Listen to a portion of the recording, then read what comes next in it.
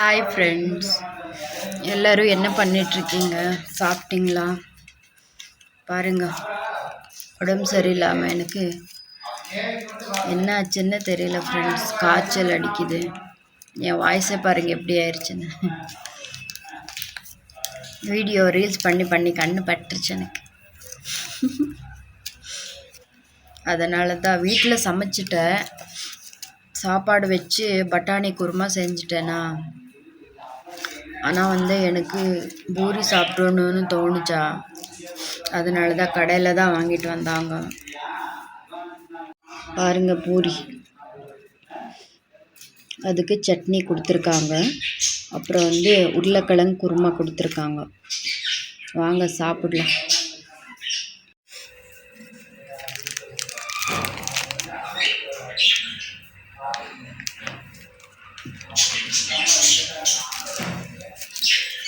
உடம்பு சரியில்லாத போது ரைஸ் எல்லாம் அதிகமாக சாப்பிடக்கூடாது.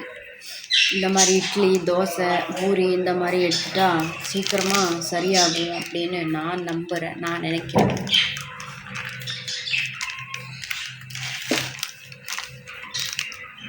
ரீல்ஸ் பண்ணி பண்ணி எனக்கு கண்ணு பட்டுருக்கு. மேலே வேற வீடு கட்டுறாங்க நம்ம ஹவுஸ் ஓனர் அம்மா. அது சவுண்டு வந்துட்டே இருக்குது. சாப்பிட்டு பார்க்கலாம், டேஸ்ட் எப்படி இருக்குதுன்னு சொல்லி டேஸ்ட் பார்க்கலாம். ஓகேவா?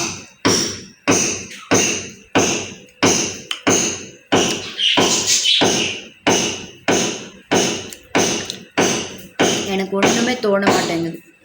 ஏன்னு கேட்குறீங்களா? உடம்பு சரியில்லாமல் நாக்கெல்லாம் கெட்டு போயிருக்கு.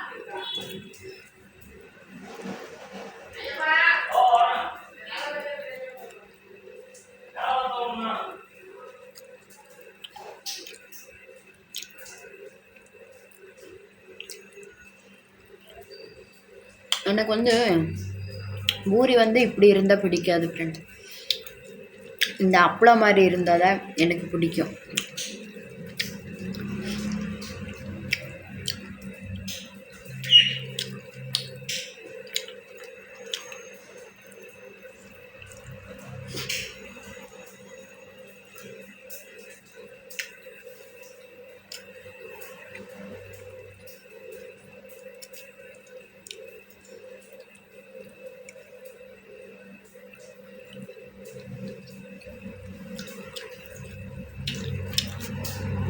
நீங்கள் எல்லாம் என்ன சாப்பிட்டீங்க அப்படின்னு சொல்லி கமெண்ட்டில் சொல்லுங்கள். இன்ஸ்டாகிராமில் எனக்கு சப்போர்ட் பண்ணுங்கள், சப்ஸ்கிரைபர் பண்ணிக்கோங்க.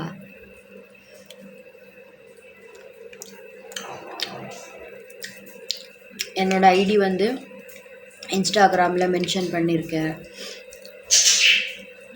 என்னோடய ஃபேஸ்புக் ஐடி மென்ஷன் பண்ணியிருக்கேன். அங்கே போய் ப்ரொஃபைலில் போய் செக் பண்ணி எனக்கு சப்போர்ட் பண்ணுங்கள், ஃபாலோ பண்ணிக்கோங்க. அப்புறம் இன்ஸ்டாகிராமில் சப்ஸ்கிரைபர் பண்ணிக்கோங்க.